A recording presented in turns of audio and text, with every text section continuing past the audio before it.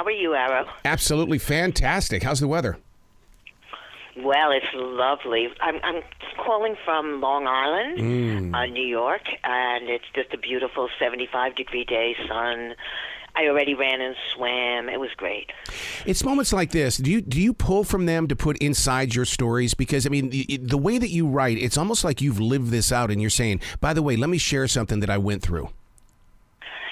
Exactly. That's how I hope it sounds. So I'm always rather flattered, unlike most authors, like they get very insulted. Is this all autobiographical? Oh, I don't get insulted at all. But, because I want it to seem as real as it can possibly be. So I want that feeling of authenticity. But within that space, I am completely allowed to invent, and I do. Yeah, that's what I love about writing is that you create this atmosphere, and then it's like, okay, I want to go share it with somebody and see if they feel the same thing. And you do exactly, yeah. You create something here that's amazing. In reading the words, I do feel, and I'm a guy. That's wonderful. I've certainly achieved my goal with you. And sometimes I wonder why I think men like my book as much as or perhaps more than women, which has always amused me. Well, is that because of your connections with Penthouse? Because, a guy will tell you that, they pick up a magazine to read it. And with Penthouse Forum, yes, we did read it. Oh, I don't know. Penthouse was so long ago, I scarcely remember I was published there. I had nothing to do with really that. With Penthouse, I was doing something else, actually, they were fiction, but it was sort of satires on the way we were living now. But there was a lot of sex in those satires, but I don't really regard that as part of my oeuvre. Now, don't you see yourself as a pioneer here to start in a way of sharing books like this? Good. Sarah, I absolutely feel I'm a pioneer. Not that I want to be. I'm looking for allies. I'm looking for other women who are writing about older women and their sexuality. But unfortunately, there just aren't too many. So just by the fact that I'm one of the few, I suppose I am a pioneer. I mean, there have been women throughout the ages that have been sexually frank. There's Anais Nin, for instance, is a woman who wrote in the 50s, and she lived in Paris, but she was a bit of an outlier. I mean, the way that you bring this story together, I mean, it had to take confidence and courage. And the reason why is because how many people would look at a book like this and go, Catherine, what are you writing? Are you really thinking this way? I'm sure many people do. I'm sure people I don't know too well, who know me just a bit, have that feeling. My good friends know who I am, and they expect this of me. And my children are resigned. Okay, there's Mom again.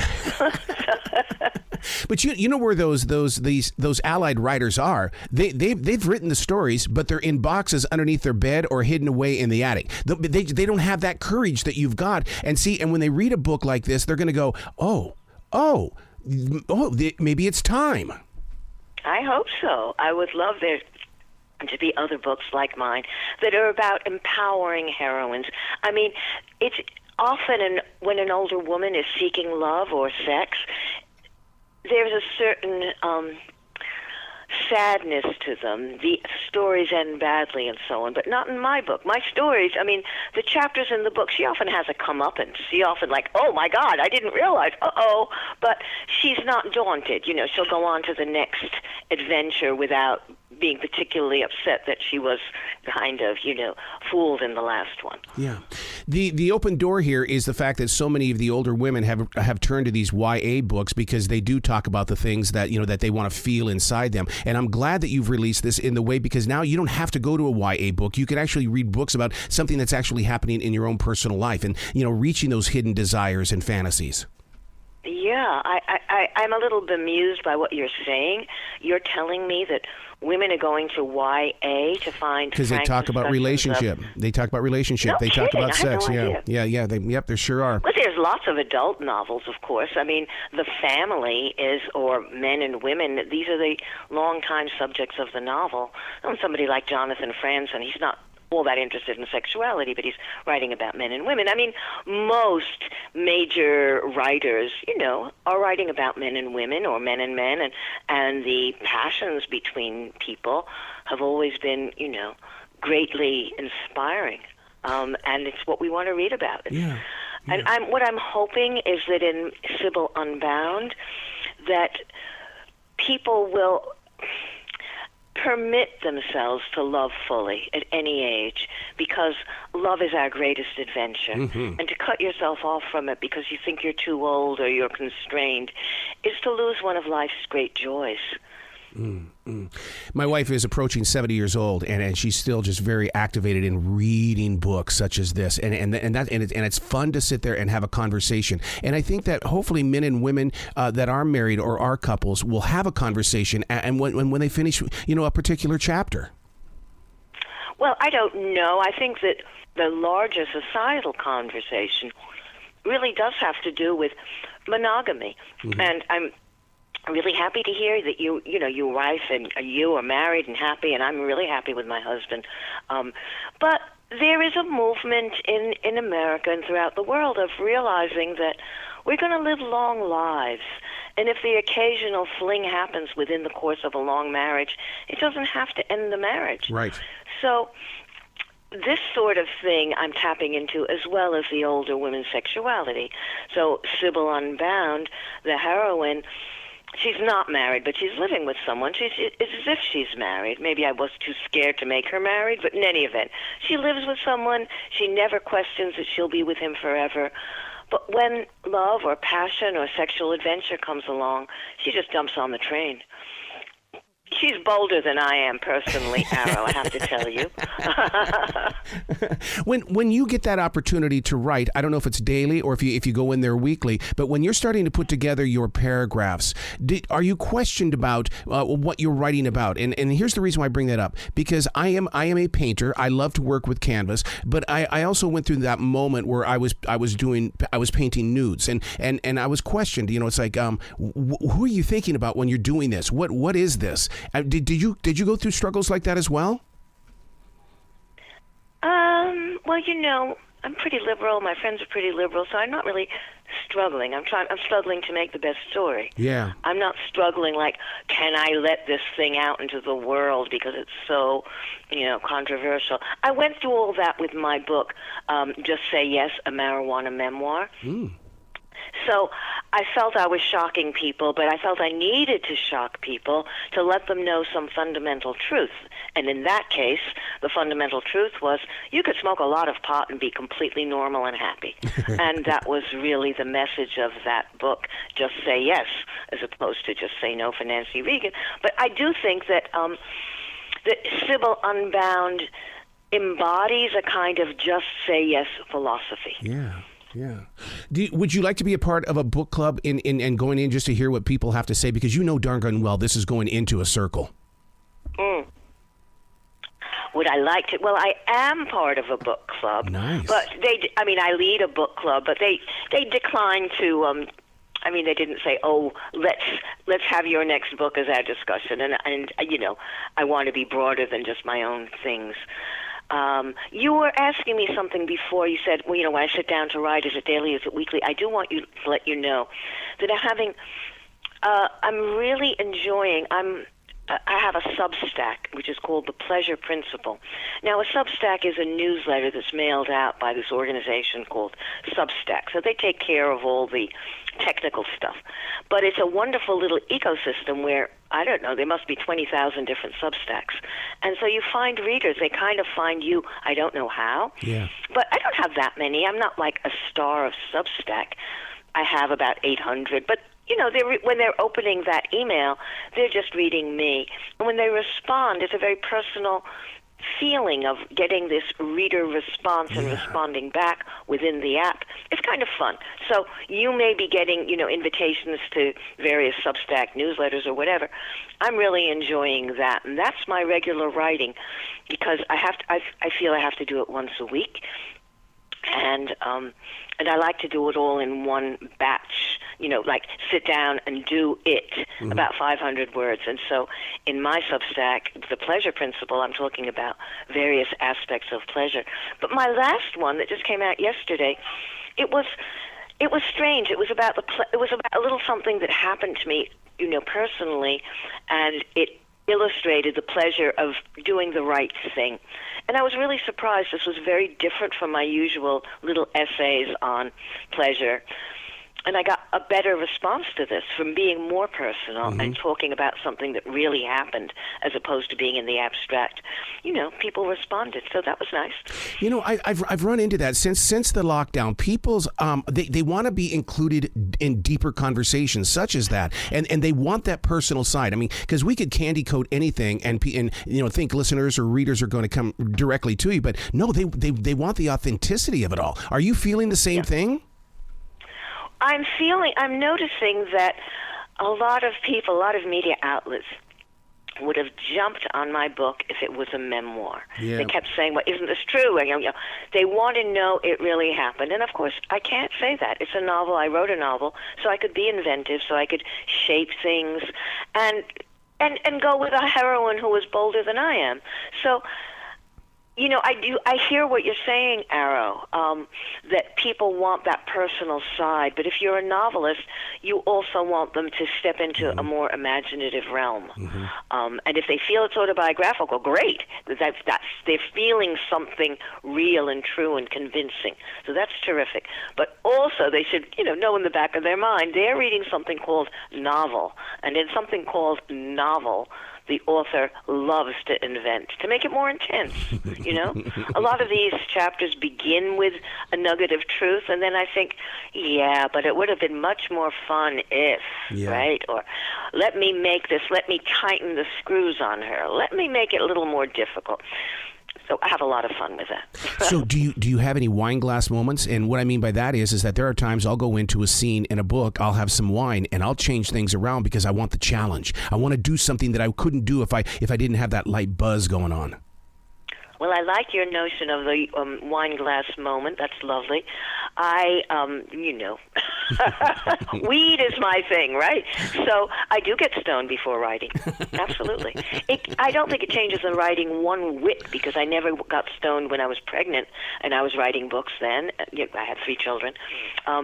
They're exactly the same kind of book, but it gives me a kind of confidence going in. I don't think it changes anything, but it makes me feel like, yesterday's writing was good and today's going to be even better. I'm going to take it here and we're going to do that. So it is for me a kind of confidence booster, and I'm so relieved that it's basically legal almost everywhere in the United States now. Yeah. It was not true when I published my marijuana book. Yeah. Well, so, only here in North Carolina it's got to be illegal, which I'm sure hopefully that'll change. You must be one of the only 2 or 3 states in the union where it's really illegal. Now, as writers, we embrace and we hold on to them really close to our heart. What about that relinquishing period where this book now belongs to us? I realize it came from you, but as a reader, it now belongs to us. Well, I'm glad. I'm a writer because I want to share. Yeah. Experiences and stories and, in a way, philosophies. I do think that the philosophy behind this book, that she is a hedonist and is going out to seek pleasure and is not blamed and doesn't have a tragic end. In the past, adultery, both in fiction and in life, unfortunately, and in much of the world it still is, if a woman is adulterous, she could look at... Well, in certain countries, she could be stoned to death. Yep. She could look at death. She could look at divorce. And she could also look at disgrace, like how outrageous that this woman, while married, sought love with somebody else. And I wanted to show that it doesn't have to be that way. That Cybil, although not married, is in her own way adulterous. But she doesn't come to a bad end. She's going on, she's looking out, she's still thinking that intimate moment between 2 human beings is valuable. So I do think that people, they're not used to the notion that women and men, of a certain age, have sexual feelings or have deep emotional feelings too. And I think in Cybill Unbound, we give a kind of validity to older women seeking joy and pleasure in other human beings. So when it becomes a movie, you got to tell me, Catherine, who's playing the part of Cybil? Is it going to be Meryl Streep? You know who'd be perfect? Who's that? The perfect person to play Cybil would be Cybill Shepherd. She is still beautiful. She's about 70. She's a little old for it, but she herself, and she was sort of, when you look at her, she wrote an autobiography with Amy Lee Ball, so it wasn't, it was ghostwritten because she's a movie star, she's not a writer. But her life she was such a rogue. She had so many affairs, many at the same time. Yes. I mean, I had no idea until just a few weeks ago when I picked up her book that, Cybill Shepherd, I wanted the reader to kind of vaguely think of a beautiful blonde older woman, right? I'm not blonde, so that helps. So Cybill, I would love her to be playing the role, but there are so many wonderful actresses in their 50s and 60s who could do this, right? Absolutely. Wow. There's just a lot more room, a lot more talent. If you look at the reboot of Sex and the City, it's called And Just Like That. Well, here are women in their 50s and 60s, and they're all having love affairs or having sex. So maybe the notion of an older woman who is so passionate, maybe that time has come. I do look at that reboot as being very emblematic of our accepting this notion that we go on loving at every age. Wow.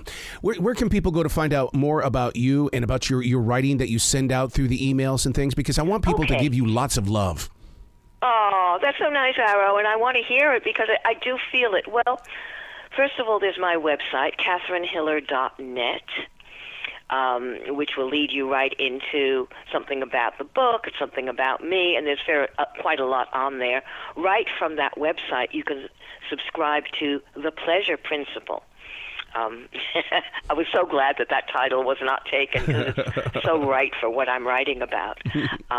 You can also go to Amazon and you'll see Cybill Unbound, which is Cybill, just like Cybill Shepherd. And, you click, and then you'll get it, on your Kindle or in the mail. I like to hold a book personally, but so many people are reading it electronically. That's great. And you could go to Wikipedia, where I have an amazingly long and respectful entry. I don't know how that happened, but that was certainly like a gift from the gods. I have some fan out there.